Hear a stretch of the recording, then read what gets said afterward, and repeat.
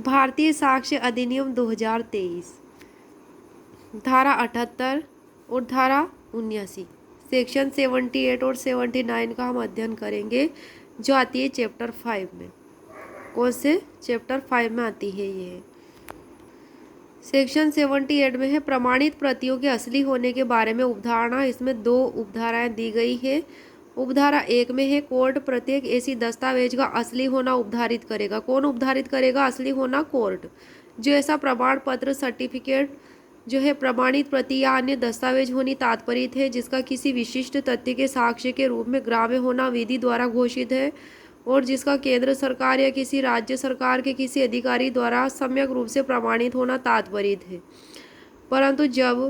परंतु यह तब जबकि ऐसा दस्तावेज सार्थ उस प्रारूप में हो तथा ऐसी रीति से निष्पादित हुआ तात्पर्य हो जो विधि द्वारा उस निमित्त निर्देशित है। उपधारा 2 में है कोर्ट यह भी उपधारित करेगा कि कोई अधिकारी जिसके द्वारा ऐसी दस्तावेज का हस्ताक्षरित या प्रमाणित होना तात्पर्य है वह पद या हैसियत जिसका वह ऐसे कागज में दावा करता है उस समय रखता था जब उसने उसे हस्ताक्षरित किया था। तो यह भी कौन उपधारित करेगा? कोर्ट उपधारित करेगा। ये बात जो है इंडियन एविडेंस एक्ट 1872 में 79 में दी गई, सेक्शन 79 में। कौन सी धारा? प्रमाणित प्रतियों के असली होने के बारे में उपधारणा। नेक्स्ट है सेक्शन 79 साक्ष्य आदि के अभिलेख के तौर पर पेश की गई दस्तावेजों के बारे में उपधारणा। किसके बारे में उपधारणा? साक्ष्य आदि के अभिलेख के तौर पर पेश की गई दस्तावेजों के बारे में। और ये की यही जो उपधारणा ये इससे रिलेटेड सेक्शन 79 जो यहाँ दी गई है, यही बात भारतीय साक्ष्य अधिनियम 1872 का जो एक्ट है उसमें सेक्शन 80 में दी गई, धारा 80 में। जब कभी किसी कोर्ट के समक्ष कोई ऐसा दस्तावेज पेश किया जाता है जिसका किसी न्यायिक कार्रवाई में या विधि द्वारा ऐसा साक्ष्य लेने के लिए प्राधिकृत किसी अधिकारी के समक्ष